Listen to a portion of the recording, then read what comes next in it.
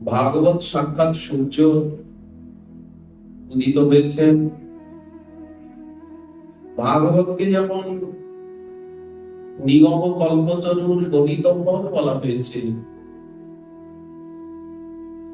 আবার ভাগবতকে সব কল্পতরু বলা হয়েছে।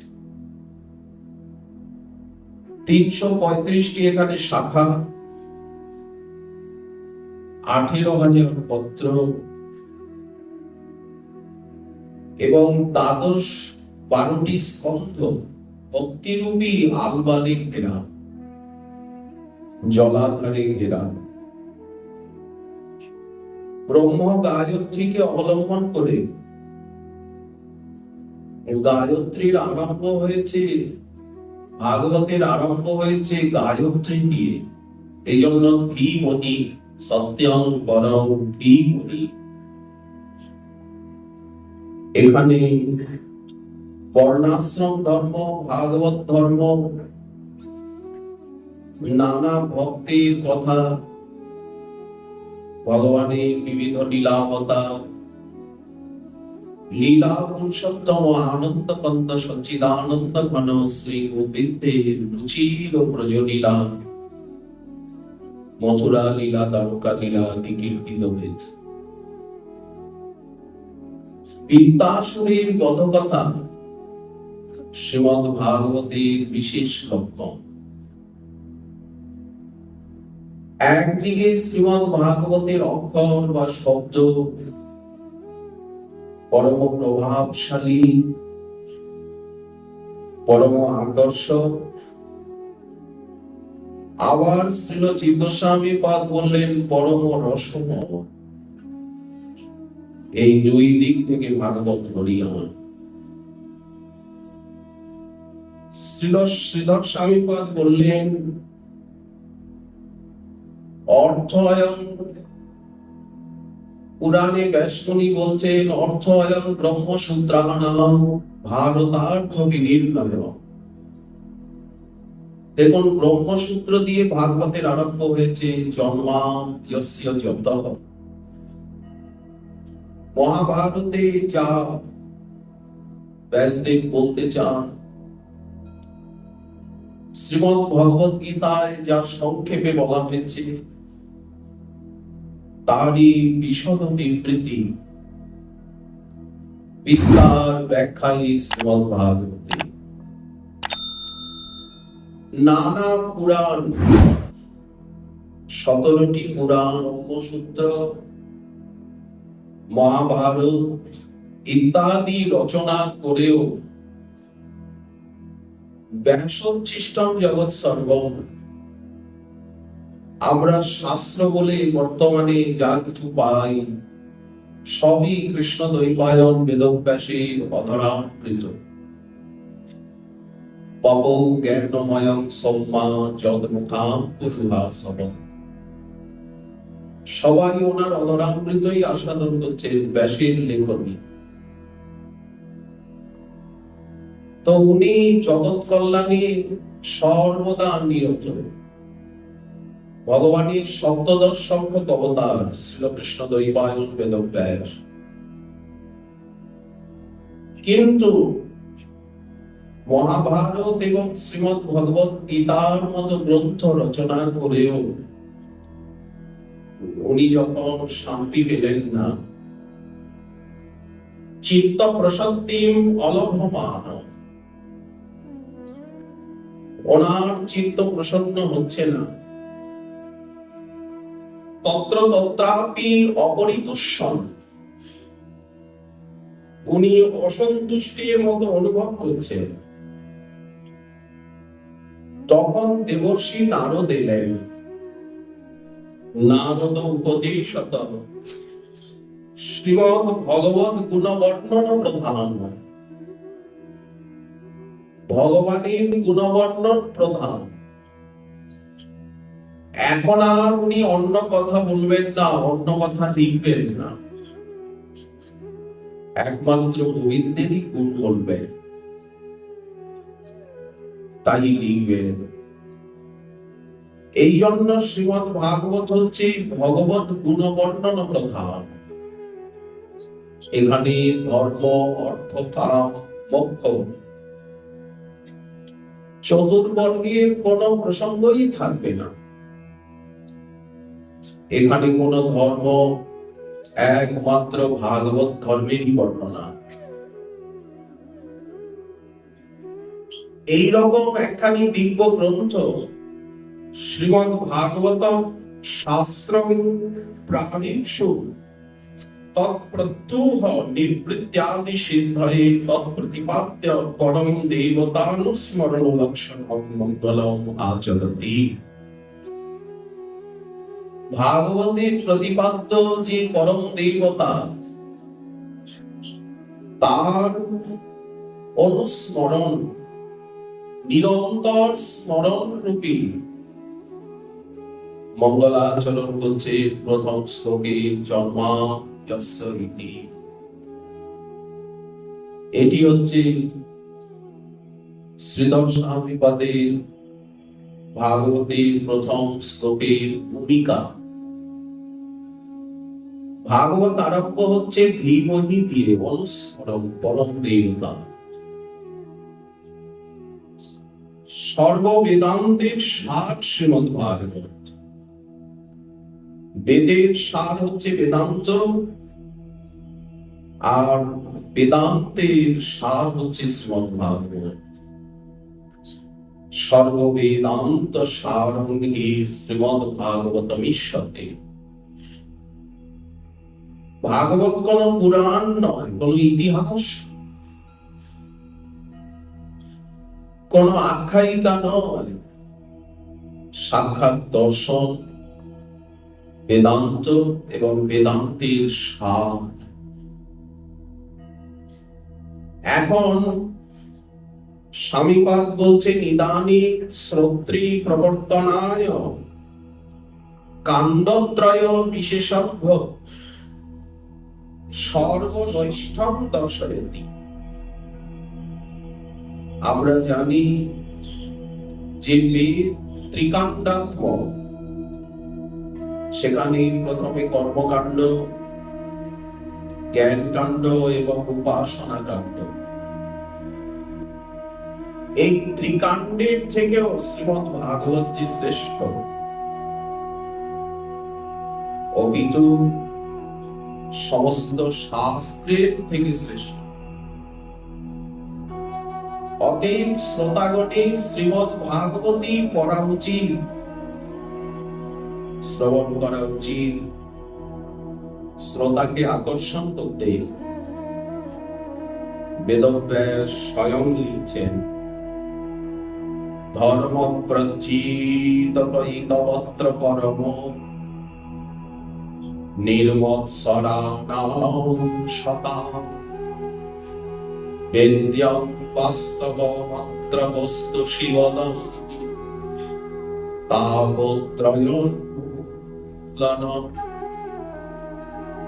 শ্রীমদ্ ভাগবতে মহামুনিকৃতে কিংবা পরৈরীশ্বরঃ সদ্যরিদ্য অবরুদ্ধতে পৃথিবী শুশ্রূষুভিস্তৎসনা। বলছেন এই পরম সুন্দর শ্রীমদ্ ভাগবতে এখানে পরম ধর্ম নিরূপণ করা হচ্ছে। গীতায় বারবার পরম ধর্মের ইঙ্গিত করা হয়েছে, সর্বোচ্চতম ভূয় বলে, পরম বচ বলে। এখানে এবং উপনিষদে বেদান্তে যে পরম ধর্মের নির্ণয় করা হয়েছে, অথাত ব্রহ্ম জিজ্ঞাসা, এখানে সেই পরম ধর্মেরই নিরূপণ।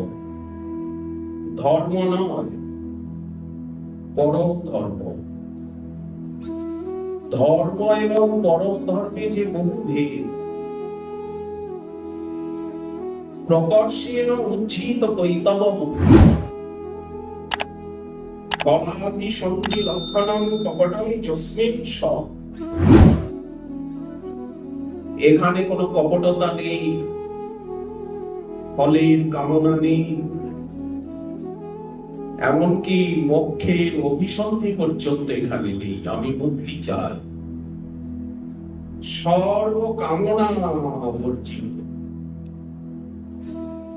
এমন পরম ধর্ম, তারই বিশদ বিবরণ। যদি তাই হয়, তাহলে সবাই শ্রীমদ্ ভাগবত শ্রবণ করেন না কেন? তার উত্তরে ব্যাসদেব বলছে, শুনবেন না সবাই, শোনা সম্ভব নয়। কৃতিভি শুশ্রূষভি শ্রবণিচ্ছা তু পুণ্যই বিনা নোৎপদ্যতে। পুণ্য ছাড়া শ্রবণের ইচ্ছা, অনুশীলনের ইচ্ছা অন্তরে যাবে না। এখানে পুণ্য বলতে কি? মহৎ কৃপা। মহৎ কৃপা বিনা কোন কর্মে ভক্তি নয়। কৃষ্ণ ভক্তি দূরে রঘু, সংসার না হয় ক্ষয়। কৃপা ছাড়া হবে না। শোনা তো দূরে, অনেকে অনেক কঠোর সাধন করছেন, সাধন বিনা সাধ্য বস্তু কেহ নাহি পায়। কিন্তু শ্রীমদ্ ভাগবত বলছে যে ভগবানকে পাওয়ার সহজ সরল রাস্তা হচ্ছে তার কথা শোনা। ভাগবতে কিন্তু শ্রবণাঙ্গকে বারবার মুখ্য করা হয়েছে। জীব গোস্বামী পাদ ভক্তি সন্দর্ভে শ্রবণাঙ্গকে আদ্য এবং শ্রেষ্ঠ বলেছেন। তার কথা শুনলেই হবে। শ্রীমদ্ ভাগবতে মঙ্গলাচরণে কিন্তু বলা হচ্ছে শ্রবণের ইচ্ছা মাত্র হৃদয়ে প্রেমের সঞ্চার হবে। শ্বশ্রু সুবিস্তৎসনাদেব অবরুদ্ধতে বিধি। শ্রবণের ইচ্ছা হলেই হলো, আমি ভাগবত শুনব। উনি শোনেননি, শোনার ইচ্ছা জেগেছে অন্তরে। ভাগবত ধর্মের এমনই মহিমা, শুনলেই হলো, বললেই হলো, শ্রুত অনুপঠিত, অধ্যয়ন করলেই হলো, চিন্তিত, আদৃত, আদর করলেই হলো, সঙ্গে সঙ্গে তিনি বিশ্ব দ্রোহী হলেও পবিত্র হয়ে যাবে। এই জন্য সর্বশাস্ত্রেভ্য শ্রেষ্ঠম, অতএব নিত্যমেব শ্রোতব্য ইতি ভাব। রোজ শোনা উচিত এবং সমস্ত শাস্ত্রের থেকে শ্রেষ্ঠ এই জ্ঞান রেখে। এখন কর্তৃগত শ্রেষ্ঠতা দেখানো হচ্ছে মহামুনিকৃতে। কোন ঋষিমুনি প্রণয়ন করেননি ভাগবতকে। স্বয়ং মহান মহনীয় চরণ পঙ্কজ শ্রীমন নারায়ণ তিনি ব্রহ্মাকে উপদেশ করেছেন। ব্রহ্মা দেবর্ষি নারদকে উপদেশ করেছেন। তার থেকে ব্যাসদেব, সুখদেব, সুতমুনি হয়ে জগতে এসেছে। অতএব শ্রীমদ্ ভাগবতের কোন লেখক নেই। ব্যাসের হৃদয়ে প্রকাশিত হয়েছে। ব্যাসদেব লিখছেন মহামুনি দেব। খালি মাত্র সমস্ত শাস্ত্রের থেকে শ্রেষ্ঠ, অতএব শ্রবণ করা উচিত এমন নয়। সর্বশাস্ত্র ফলরূপিত। সমস্ত শাস্ত্রের ফল তো প্রেম। নিখিল সাধনার ফল কি? ফল তো প্রেম। বলেছে প্রেমই শ্রীমদ্ ভাগবত। অক্ষরে অক্ষরে প্রেম। প্রেম ছড়ে, এই জন্য পরম আদরেণ সেব্য, সাক্ষাৎ প্রেম মনে করে, জ্ঞান নয়, কর্ম নয়, যোগ নয়, প্রেম ও বর্ষক্ষরা হতে সনাতন গোস্বামীপাদ বললেন, অক্ষরে অক্ষরে প্রেমের দৃষ্টি। এই ভাব নিয়েই শ্রীমদ্ ভাগবত আস্বাদন করতে বলছেন। শ্রবণ নয়, আস্বাদন। শ্রীমদ্ ভাগবতার্থানাম আস্বাদ রসিকৈষব, নিগম কল্পতর গলিত ফলম সুগমুখাদমৃতদ্রবসন ইয়ুতম।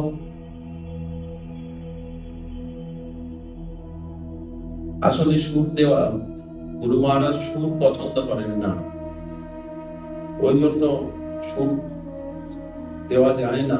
নিগম, সরল সোজাসুজি বলা, নিগম কল্পতর গলিতম ফলম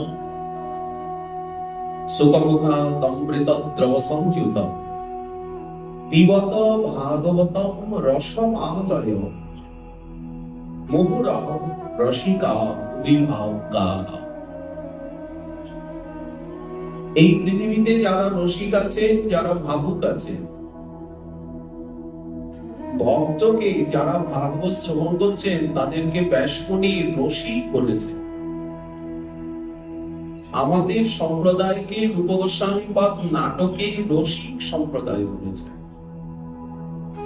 বৃন্দাবনে একটা রসিক কথা প্রসিদ্ধ রয়েছে, রসনী উপাসনা, রস উপাসনা। আরেকটি তার প্রতিশব্দ দিচ্ছেন ভাবু, ভাবনা চতুর। রসাস্বাদনে কুশলী তাকে রসিক বলা হচ্ছে। এটা অপ্রাকৃত আনন্দ চিন্ময় রস, যাকে প্রেম বলা হচ্ছে। নিখিল বেদ শাস্ত্রকে বলা হচ্ছে নিগম, শৈব কল্পতরু। সবার মনোবাঞ্ছাকে পূর্ণ করেন বেদ। শাস্ত্র আমাদের বাঞ্ছা অভিলাষকে পূর্ণ করে। শাস্ত্র সম্মত পথে চললেই তো আমাদের সমস্ত পার্থিব, অপার্থিব, লৌকিক, অলৌকিক কামনা বাসনা পূর্ণ হবে। এই জন্য বলা হচ্ছে কল্পতরু। সর্ব পুরুষার্থ পায়ত্বা তস্য ফলমিদং ভাগবতম নাম। তার ফল হচ্ছে এই শ্রীমদ্ ভাগবত নিগম কল্পতরু। এই ফল বৈকুণ্ঠে ছিল, পৃথিবীর নয়। বৈকুণ্ঠ গত ফলম নারদেন আনীয় মোক্ষম দত্তম। দেবর্ষি নারদ এনে আমার হাতে দিলেন। ব্যাসমণি লিখছে, ওই যে চতুশ্রী বিদ্যা, যার মূল বীজ ময়াচ সুকমুখে নিহিতম। আমার দ্বারা ভাগবত প্রকাশিত হলে তারপরে আমি সাধনা করে তপস্যালব্ধ সন্তান পুত্রকে পেলাম। পুত্র ব্রহ্মানন্দী হয়ে চলে গেল। কাঠুরিয়াদেরকে ভাগবতের শ্লোক শিখিয়ে তাদের দ্বারা, ভাগবতের শ্লোকের দ্বারা আমি আমার পুত্রকে আকর্ষণ করলাম এবং 4 বছর আমি আমার পুত্রকে অধ্যয়ন করালাম, তাকে কণ্ঠস্থ করে দিলাম।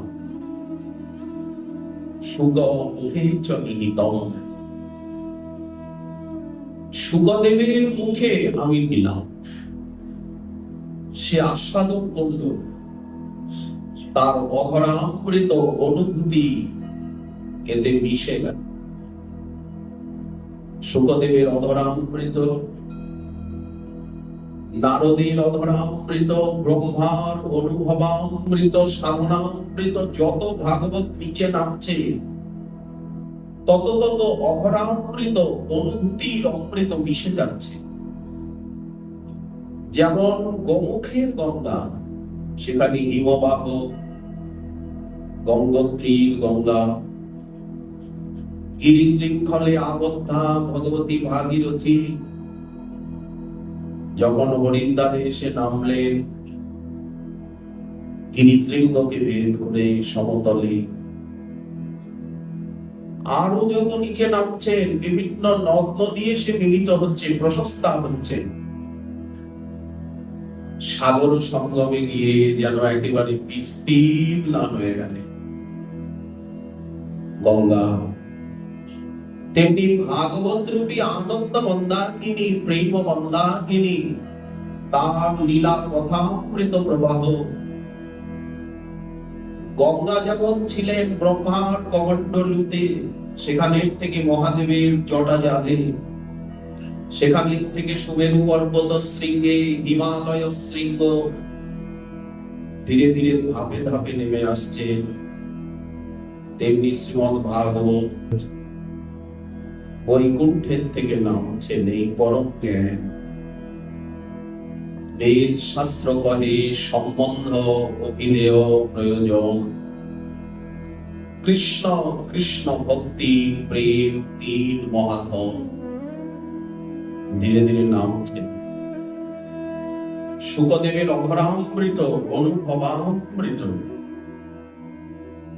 যখনই যিনি বলছেন, আজ মহাপ্রভু আস্বাদন করছেন গদাধরের শ্রীমুখে, অদ্বৈত প্রভু আস্বাদন করছেন কৃষ্ণ ভক্তি বাখানিতে, যে হেন শঙ্কর পৃথিবীতে আছে যত শাস্ত্রের প্রচার, সর্বত্র বাখানয়ে কৃষ্ণ পদভক্তি সার। অনুভবামৃত মিশে যাচ্ছে, শক্তি মিশে যাচ্ছে। গদাধর সম্মুখে পড়েন ভাগবত, শুনিয়া প্রকাশী প্রভু কৃষ্ণ ভাব যত। ধ্রুবের চরিত্র আর প্রহ্লাদ চরিত্র শতাবৃত্তি করিয়া শুনে সাবধান। মহাপ্রভুর শক্তি ভাগবতের মধ্যে, গদাধরের শক্তি, অখিল গৌরাঙ্গগণের শক্তি এবং অনুভূতি। আমাদের আচার্য পাদগণ মন্থন করে ভাগবতকে ভাগবত সন্দর্ভ গ্রন্থ লিখলেন। সনাতন গোস্বামী পাদকে কাশীতে 2 মাস মহাপ্রভু ভাগবতের ব্যাখ্যা পদ্ধতি শিক্ষা দিলেন। তাহলে অনুভবামৃত শক্তি মিশে যাচ্ছে কিনা? এইভাবে ধাপে ধাপে নামতে নামতে ময়াচ সুতমুখে নিহিত কত কত জলপ্রপাত সৃষ্টি করতে করতে যেমন গঙ্গা নেমে এসেছেন, বললেন ঠিক সেই প্রকার আমি শুকদেবের মুখে দিলাম এই রসময় প্রেমময় অমৃতময় ফলকে, জ্ঞানময় তন্মুখা ভুবি দলিত, তার মুখের থেকে পৃথিবীতে পড়ে গেল।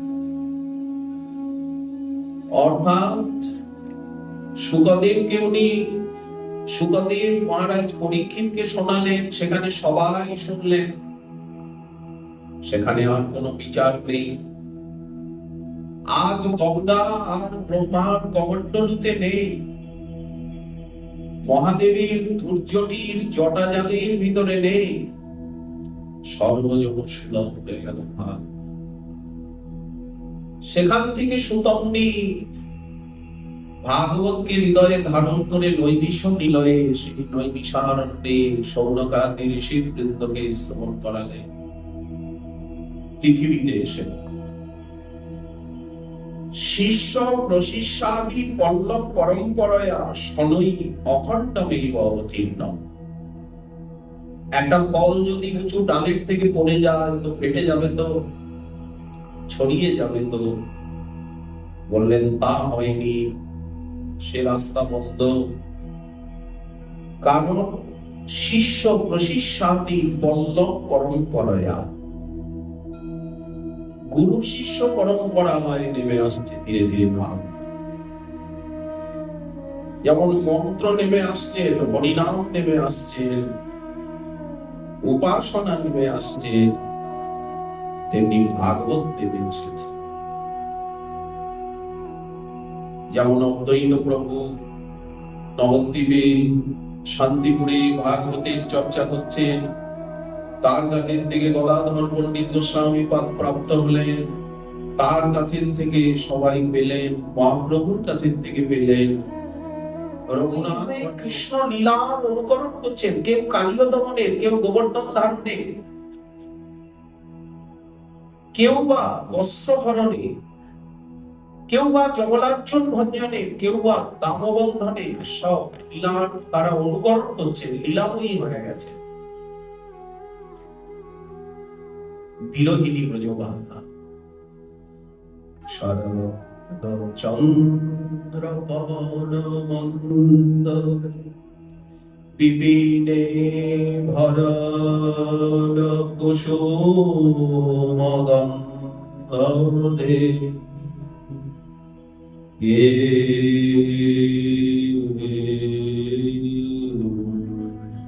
এত দূরে উনি চলে, কোথায় কুরুক্ষেত্র, কোথায় মহারাষ্ট্রস্থলী, কোথায় দাস্যরস ঐশ্বর্য ভাব, আর কোথায় মাধুর্য রসের পরাকাষ্ঠা, সর্বলীলা মুকুটমণি রাসলীলা, জয় জয় উজ্জ্বল রস স্বর্গ রস সার, জয় জয় রাসলীলা সর্ব মনোরম। কি করে এত দূরে এলেন? উনি দ্বাদশ মহাজনের ভিতরে এক ললিত গতি বিলাস বল আস, গোবিন্দের ললিত গতি বিলাস বলগুহাস প্রণয় নিরীক্ষণ কল্পিত গুরুমানা কৃতম অনুকৃতম উন্মদান্ধা প্রকৃতি মগনন ইয়স্য কিল গোপপদ্য। বলতে বলতে উনি আবিষ্ট হয়ে গেছেন, আর বলতে পারছেন না। গোবিন্দের মুখারবৃন্দ, পদারবৃন্দ, হৃদয়ারবৃন্দ, সেই পঙ্কজ নাভ, পঙ্কজ মালি, পঙ্কজ নেত্র, পঙ্কজাঙ্গ্রি, গোবিন্দের মাধুর্য সাগরে ডুবে গিয়ে উনি গোবিন্দ দর্শন করতে করতে গোবিন্দের পাশেই বললেন, তুমি আমার সামনে এসে দাঁড়াও। চরণের দিকে দাঁড়িয়েছিলেন, শ্রেষ্ঠ ব্যক্তির চরণের কাছে গিয়ে দাঁড়াতে হয়। মহারাজ যুধিষ্ঠির কাছে ছিলেন, যেহেতু উনি রাজা, আর ওনাকে শোনাচ্ছিলেন রাজধর্ম, ন্যায় ধর্ম, নীতি সব শোনাচ্ছিলেন। হে মহারাজ, প্রজা পালন করো, এখন তোমার এটাই কর্তব্য, তুমি প্রজাগণের সেবা করো, সেবা ধর্মে প্রতিষ্ঠিত হও। কৃষ্ণকে কাছে ডেকে নিয়েছিলেন, উনি তো সরসজ্জায় শুয়ে আছেন, ওনার তো নড়াচড়ার ক্ষমতা নেই। এইবার আর কারো দিকে না তাকিয়ে কৃষ্ণের কথা বলতে বলতে, কৃষ্ণ চিন্তা করতে করতে উনি ওনার প্রাণ বায়ু কৃষ্ণ চরণেই বিলীন হলো। অবিরাম আকাশের থেকে পুষ্প বৃষ্টি হতে লাগলো, জয় জয় আকার দেবদন্দুভি বাজতে লাগলো। উনি একদিকে কর্মযোগী, একদিকে ভক্তযোগী, নিষ্কাম কর্মের আদর্শ, জ্ঞান যোগ ভক্তির সেবা উনি আদর্শ। মহারাজ যুধিষ্ঠির শোকাকুল হলেন, ওনার অন্তিম ক্রিয়া সম্পূর্ণ হলো। আবার হস্তিনাপুরে সকলে মিলে এলেন শোকাকুল হয়ে। ভগবান দ্বারকানাথ এইবার দ্বারকায় ভ্রমণ করছেন। ওনার যে জন্য অবতার সংস্থাপনায় ধর্মস্য, এই যে ধর্ম সংস্থাপন, অধর্মের দমন, সে কাজ আজ অনেকটা সম্পূর্ণ হয়ে গেছে। উনি দ্বারকায় ভ্রমণ করলেন, দ্বারকাবাসী অভ্যর্থনা, দ্বারকাবাসী যেভাবে মিলিত হলেন, আনন্দ দেশবাসীগণ যেভাবে শ্রীকৃষ্ণের স্তুতি করলেন, দ্বারকায় প্রবেশ করে মাতা পিতার চরণ বন্দনা করলেন, পত্নীগণের সঙ্গে মিলিত হলেন। তত্নস্তু সরস্ব সহস্র অনন্ত আনয় যস্যেন্দ্রিয়ং বিমোহিত করণৈর্নশে। মহারাজ যুধিষ্ঠিরের রাজ্য শাসন প্রচুর বৃষ্টি হচ্ছিল, শস্য শ্যামলা হয়েছিল, বসুন্ধরা গাভীগণ দুগ্ধবতী হয়েছিল, রত্নাকর মণিরত্ন এনে দিত, বর্ণাশ্রম ধর্ম প্রতিষ্ঠিত হয়েছিল। কিন্তু মহারাজ যুধিষ্ঠিরের কাছে সবকিছুই ভালো লাগছিল। ক্ষুধিত ব্যক্তির কাছে যেমন মালা চন্দন সম্মান কিছুই ভালো লাগে না, উত্তরার গর্ভস্থ সেই শিশু শশীকলার মতো বর্ধিত হচ্ছিল। যথা সময়ে উত্তরার গর্ভস্থ শিশু দেখছিল গদা হাতে নিয়ে শঙ্খচক্র গদা পদ্মধারী পুরুষ তার চারিদিকে ঘুরে বেড়াচ্ছে। গর্ভে দর্শন দিয়ে অন্তর্ধান হয়েছিলেন দ্বারকানাথ। শুভ লগ্নে, শুভক্ষণে, শুভ দিনে মহারাজ পরীক্ষিত হস্তিনাপুরে জন্মগ্রহণ করলেন। মনে হলো যেন পাণ্ডু দ্বিতীয়বার পরীক্ষিত রূপে ঘুরে এলেন। বলিয়ে শ্রী মহারাজ পরীক্ষিত জি কি, উত্তরানন্দন পরীক্ষিত জি মহারাজ কি, বিষ্ণুরাজ জি মহারাজ কি। সমস্ত ব্রাহ্মণগণ এসে গেলেন, বহু দান করছেন মহারাজ যুধিষ্ঠির। আমাদের এই পৌত্র কেমন হবে, আমাদের এই নাতি কেমন হবে? তখন সমস্ত জ্যোতিষীগণ বললেন, প্রভু বিষ্ণু বিষ্ণুর দ্বারা রক্ষিত হয়েছেন ইনি, এই জন্য এনার নাম হবে বিষ্ণুরাজ। ইক্ষ্বাকুর মতো প্রজাপালক হবেন, রামচন্দ্রের মতো সত্য প্রতিজ্ঞ হবেন, কুশীনর নরে শিবির মতো ইনি দাতা হবেন। দুষ্যন্তের মতো যশস্বী হবেন, সহস্রবাহু অর্জুনের মতো ধনুর্ধর হবেন, অগ্নির মতো দুর্ধর্ষ হবেন, সমুদ্রের মতো দুস্তর হবেন, সিংহের মতো পরাক্রমী হবে এই পুত্র। হিমালয়ের মতো সুখসেব্য হবে, পৃথিবীর মতো ক্ষমাশীল হবে, পিতামাতার মতো সহিষ্ণু হবে, ব্রহ্মার মতো সমদৃষ্টি হবে, মহাদেবের মতো আশুতোষ হবে, রমাপতি নারায়ণের মতো সকলের আশ্রয় দাতা হবে, রন্তি দেবের মতো উদার হবে, প্রহ্লাদের মতো ভক্ত হবে, রাজর্ষির জনক হবে। এনার পুত্র রাজর্ষি হবে। ইনি তো রাজর্ষি হবেনি, রাজা হয়ে ঋষি, আর এনার পুত্র রাজর্ষির জনক হবে। ইনি রাজর্ষির জনক হবেন। ইনি ইদানিং পরীক্ষিত নামে খ্যাত হলেন। মহারাজ যুধিষ্ঠির পরপর 3টি অশ্বমেধ যজ্ঞ করলেন। সেই অশ্বমেধ যজ্ঞে দ্বারকাবাসী নিমন্ত্রিত হয়ে হস্তিনাপুরে এসেছেন। যেমন ইন্দ্রপ্রস্থের আশ্ব যজ্ঞোৎসব হয়েছে, তেমনি হস্তিনাপুরে পর পর 3টি অশ্বমেধ যজ্ঞ। সবাই এসেছেন, দ্বারকানাথ এসেছেন। শেষ অশ্বমেধ যজ্ঞ উৎসবে শ্রীকৃষ্ণ এসে অর্জুনকে সঙ্গে করে নিয়ে গেলেন।